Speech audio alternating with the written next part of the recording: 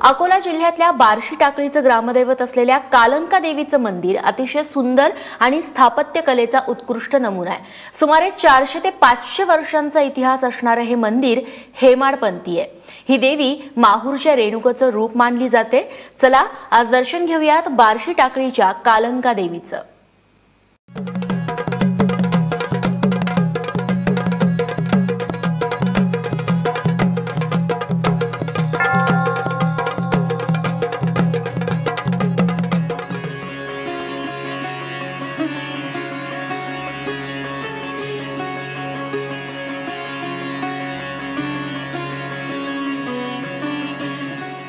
बार्शी टाकळी तालुक्याची आध्यात्मिक ओळख इथल्या 2 मंदिरांनी दृढ केली आहे। एक कालंका मातेचं आणि दुसरं खोलेश्वराचं मंदिर।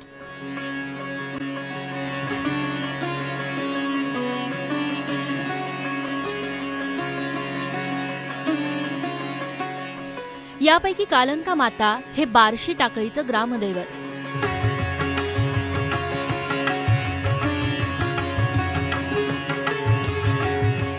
हे मंदिर जवळपास 400 ते 500 वर्षांपूर्वीचं असावं असा अंदाज असल्याचं गावकरी सांगतात।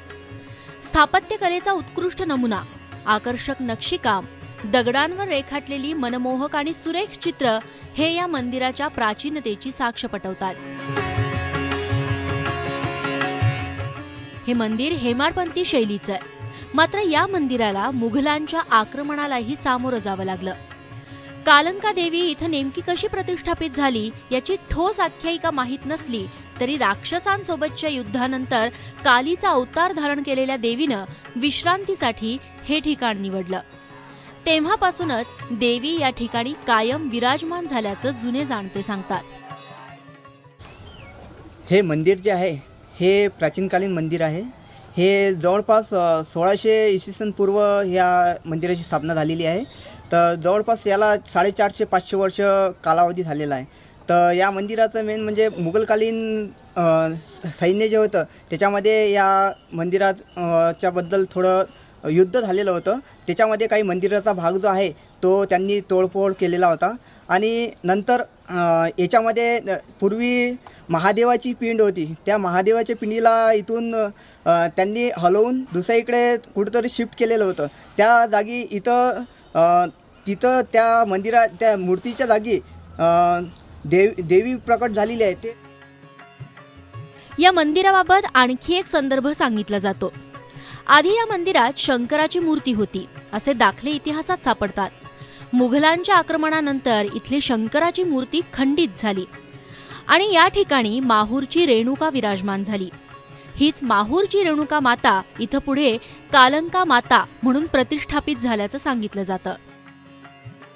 वर्षभर जिल्ह्यासह विदर्भातल्या भक्तांची मांदियाळी या मंदिरात लागलेली असते, पण दर मंगळवारी मोठ्या प्रमाणात भक्त इथं येत असतात। तर नवरात्रातील 9 दिवसात देवी स्वतः मंदिरात वास करत असल्याची भावना असल्यानं इथं भक्तांची मोठी गर्दी झालेली असते।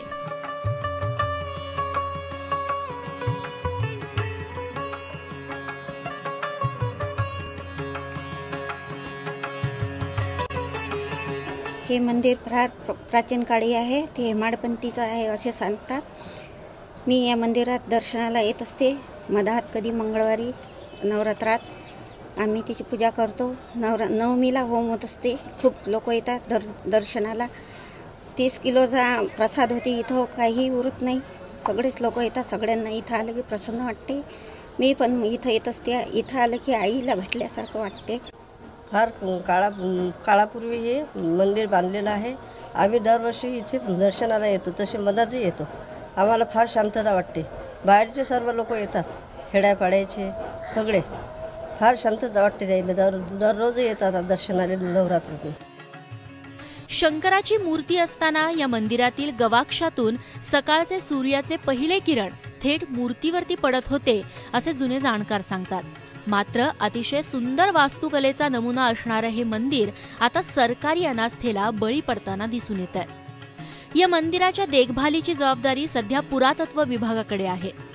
अनेक ठिकाणी मंदिराचं नक्षीकाम खराब झालंय, तर काही भाग ढासळायला लागलाय।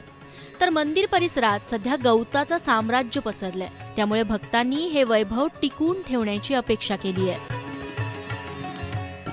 ज्या वेळेस नवरात्रीमध्ये त्यांनी मला आणलं, मी जेव्हा आतमध्ये गेलो, मंदिरामध्ये गेलो, तेव्हा खूपच मला वेगळं वाटलं की असं पण इतकं जुनं मंदिर, इतकं हेमाडपंथी मंदिर आणि इतकं बारीक आणि नक्षीदार त्यावेळेस काम केलेलं आहे. इतकं सुरेख मंदिर आपल्या या बार्शी टाकळीमध्ये आहेत किंवा आपल्या अकोल्यापासून खूपच जवळ आहे. तर मग आपण इथं का जायला नाही पाहिजे.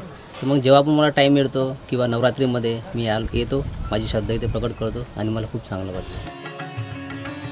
आदिशक्तीची विविध रूपं, कधी आपण दुर्गा, काली, चंडी, महालक्ष्मी तर महिषासुरमर्दिनी अशा स्वरूपात पाहत असतो.